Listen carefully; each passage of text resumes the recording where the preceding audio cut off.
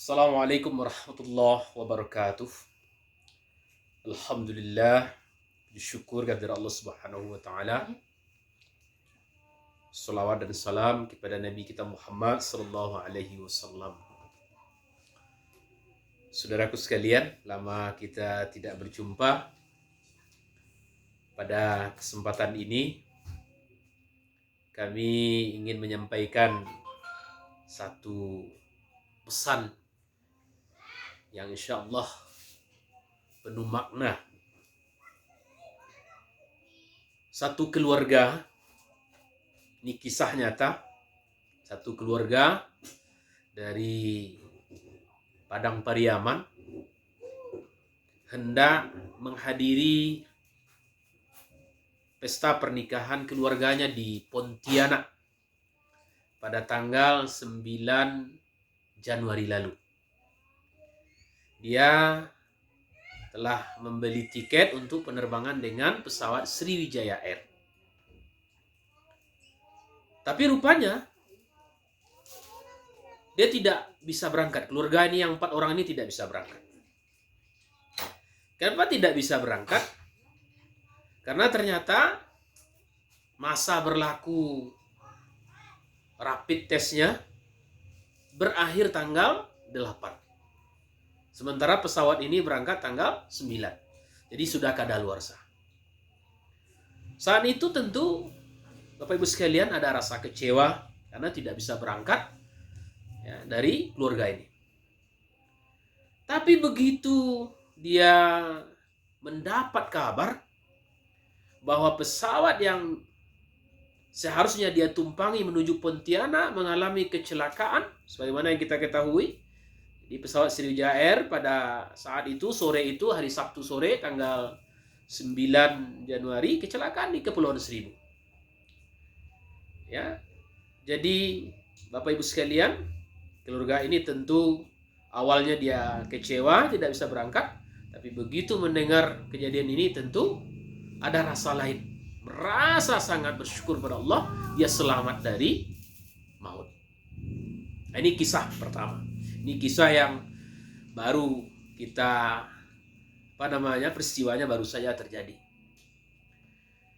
Di lain kisah, ini terjadi pada zaman Nabi Sulaiman alaihissalam. Suatu pagi Nabi Sulaiman tengah duduk bersama para menterinya. Pagi hari waktu itu. Tiba-tiba masuklah seorang laki-laki berpakaian putih. Dia lalu menemui Nabi Sulaiman duduk bersimpuh di depan Nabi Sulaiman alaihissalam. Dan semua orang yang di dalam itu kecuali Nabi Sulaiman tidak mengenali laki-laki ini. Lalu tiba-tiba laki-laki berbaju putih ini menengok kepada salah seorang menteri namanya Jalil Al-Qadri. Seketika itu Jalil Al-Qadri merasa ketakutan yang luar biasa. Takut dia. Setelah laki-laki ini pergi, lalu menteri ini bertanya kepada Nabi Sulaiman, "Ya Nabi Allah, siapa laki-laki tadi? Kenapa? Kenapa engkau bertanya?" Kata Jalil, "Ya Nabi Allah, ketika dia tadi menengok ke arahku, tiba-tiba saja muncul rasa takut yang luar biasa. Belum pernah aku merasakan takut seperti ini." Lalu dijawab oleh Nabi Allah, Nabi Sulaiman alaihissalam, "Oh, tamuku itu bukan manusia." Lalu siapa dia gerangan? Dia adalah malaikat pencabut nyawa, malaikat maut. Mendengar jawaban Nabi Sulaiman alaihissalam ini, bertambahlah rasa takut Jalil Al-Qadri. Ya, karena yang melihat dia adalah malaikat maut. Karena itu apa katanya kepada Nabi Sulaiman? "Ya Nabi Allah, kalau begitu kirimlah aku ke negeri jauh secepatnya." Atas permintaan itu maka Nabi Sulaiman memohon kepada angin, meminta angin. Ya, ini salah satu mukjizat Nabi Sulaiman.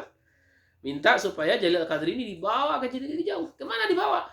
Dibawalah dia oleh angin ke negeri India. Esok paginya malaikat maut tadi datang lagi, hadir lagi di majelis Nabi Sulaiman. Lalu Nabi Sulaiman berkata kepadanya, "Apa gerangan? Kenapa engkau datang lagi ke sini?" Kemarin engkau datang, kata Nabi Sulaiman, engkau membuat rasa takut yang luar biasa pada salah seorang menteriku. Apa jawaban malaikat maut tadi kepada Nabi Sulaiman? Ini saya baca kisahnya dalam buku Malam Pertama Dalam Kubur, karangan Dr. Aid Al-Karni. Apa jawaban malaikat tadi? Ya Nabi Allah, kemarin pagi-pagi saya singgah di majelismu hanya sekedar untuk bertemu dengan engkau, bersilaturahmi. Saya diperintahkan oleh Allah untuk mencabut nyawa salah seorang menteri engkau namanya Jalil Al-Qadri sehabis sholat zuhur di India. Nah, waktu saya singgah di tempat engkau, saya melihat ternyata menterimu masih berada di sini. Sementara saya harus mencabut nyawanya habis sholat zuhur di India. Saya gusar juga, kata malaikat. Tapi rupanya ketika saya berangkat ke India, ternyata menterimu sudah lebih dahulu sampai di India. Maka sehabis sholat zuhur saya mencabut nyawanya. Inilah dua kisah. Kisah pertama yang saya sampaikan tadi baru saja terjadi terkait dengan jatuhnya pesawat Sriwijaya Air. Jadi karena tidak bisa berangkat, alhamdulillah mereka justru selamat dari maut. Di sisi lain kisah zaman Nabi Sulaiman alaihissalam, dia lari dari kematian, dia takut akan kematian, bertemu dengan malaikat maut, tapi justru takdirnya dia meninggal sehabis sholat zuhur di India. Beginilah kaum muslimin. Jadi ajal itu, kalau memang sudah ajal, tak ada yang bisa menghalanginya. Tak ada kekuatan apapun yang bisa menghalanginya kalau ajal itu sudah datang. Sebaliknya, kalau memang ajal itu belum sampai, maka banyak cara bagi Allah Subhanahu wa taala untuk menyelamatkan seseorang dari kematian. Kaum muslimin dan muslimat rahimakumullah. Allah Subhanahu wa taala berfirman, "Idza jaa ajaluhum la yastakhiruna as-sa'ah wa la yastaqdimun." Apabila telah datang ajal itu, maka dia tidak bisa dipercepat, diperlambat sedikit pun, sedetik pun tidak bisa. Atau ingin dipercepat, tidak bisa. Ini salah satu rahasia Allah Subhanahu wa taala. Kita pasti mati. Tapi kapan kita mati? Di mana kita mati? Kita tidak pernah tahu. Ini adalah rahasia Allah Subhanahu wa taala. Ini salah satu kisah yang saya sampaikan tadi, ini di bahagian dari kisah nyata bahwa kematian itu memang tidak bisa kita tebak kapan, di mana akan terjadi. Karena itu kaum muslimin, saudaraku sekalian, yang perlu kita lakukan adalah kita tidak perlu takut akan kematian itu. Karena kematian itu pasti akan datang menghampiri kita. Yang perlu kita lakukan adalah bagaimana kita siap menyiapkan diri kita menghadapi kematian itu. Yang dia datang kapan saja. Tidak memilih orang. Mau kaya, mau miskin, muda, tua. Dia tidak peduli. Kalau ajalnya sudah datang, dia akan menjemput kita. Karena itu kaum muslimin, apa yang perlu bersiapkan? Siapkan segala satu. Pertahankan iman, perbaiki amal-amal kita. Kata Rasulullah SAW, sebaik-baik manusia adalah yang panjang umurnya, baik amalnya. Jadi kalau bertambah usia kita, Bapak Ibu sekalian, jangan justru bertepuk-tepuk tangan. Ya, bertepuk tangan, ya, happy birthday, panjang umur, lalu lupa kita evaluasi diri. Ya, umur kita yang sudah dihabiskan itu buat apa kita habiskan? Ya, lalu seberapa lama lagi tinggal? Kita harus merenungi itu.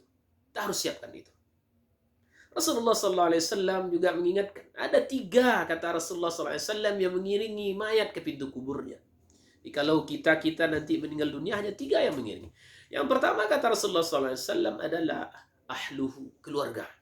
Jadi meninggal suami, istri ngantar. Meninggal istri, suami ngantar. Anak ngantar, saudara ngantar. Begitulah.